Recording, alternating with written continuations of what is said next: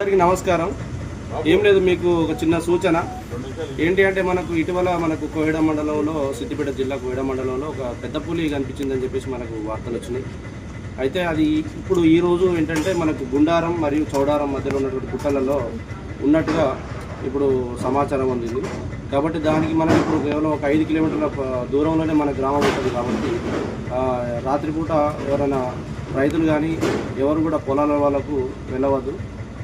అలాగే పశువులు కానీ గొర్రెలు కానీ మేకల కాపర్లు పశువుల కాపర్లు కూడా అడవులకు కూడా పశువులను తీసుకెళ్ళకండి. ఇంటి దగ్గర తీసుకెళ్ళి లేకపోతే ఊరి అందుబాటులో మేపుకోండి. అడవికి ఎట్టి పరిస్థితుల్లో మీ పశువులను మేతకు తీసుకువెళ్ళవద్దు. అలాగే అక్కడ కట్టేసుకునే వాళ్ళు ఎవరైనా దొడ్లు కానీ పశువుల పాకలు కానీ అక్కడ ఏమైనా ఉంటే మీ యొక్క పశువులను కూడా ఇంటి దగ్గర తీసుకొచ్చి కట్టేసుకోవాలి. అలాగే మీ చిన్నపిల్లలు కానీ ఎవరు కూడా బయట వెళ్ళనియద్దు. అడవి వైపు కానీ పొలాల వైపు కానీ ఎవరు కూడా ఒంటరిగా వెళ్ళవద్దు. అనవసరంగా ప్రజలు కూడా టెన్షన్ పడవద్దు. ఎందుకంటే మనం జాగ్రత్తలు పాటిస్తే ఆ పులి దానంతటా దానిలో వెళ్ళిపోతుంది. మనం టెన్షన్ పడి దానికి అపాయం కలిగించవద్దు. మనం టెన్షన్ పడితే ఇప్పుడు ఎవరైనా పులికి కూడా పొలాల దగ్గర కానీ చేనుల దగ్గర కానీ అడవి దగ్గర కానీ ఎవరైనా కనిపించినా కూడా అనవసరంగా దాన్ని అరవడం కానీ ఫోటోలు వీడియోలు దాని దగ్గరికి పోయి ఫోటోలు తీయడం వీడియోలు తీయడం లాంటివి చేయొద్దు.